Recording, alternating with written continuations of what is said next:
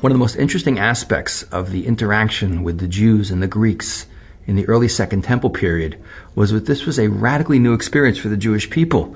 First Temple period, all the different civilizations, nations, and empires that the Jewish people dealt with were Middle Eastern. If you read the Bible in the book of Kings or before, you see the Jewish people are dealing with Egypt in the south and the Assyrian, the Babylonian, the Persian empires in the north.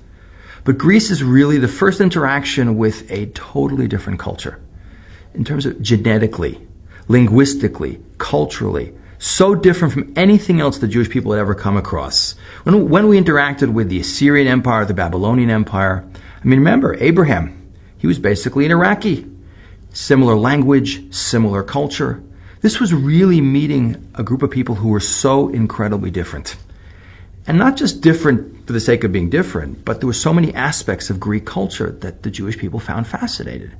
The Greeks had this beautiful language, ancient Greek, which was considered the most beautiful of all languages, even in Jewish sources. This culture of philosophy, of art, of architecture, of beauty. A truly cerebral culture which was able to synthesize both ideas and beauty together and create a fascinating culture that was really, really unlike anything else the Jewish people had ever experienced in history.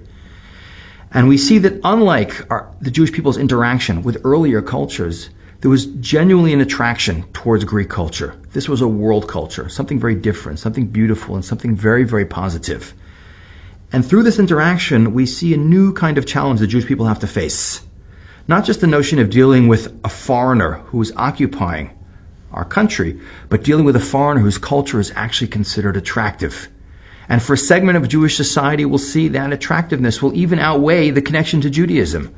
And especially in the upper class Jewish population, there'll be a number of Jews who will be drawn out of Judaism and towards Greek culture and become what's called Hellenized and actually move towards Greek culture. And as we'll see in the story of Hanukkah, these will be the people that will largely instigate what will lead to that first religious ideological war, which will be known as the Hanukkah story and the revolt against the Greek rule in the land of Israel.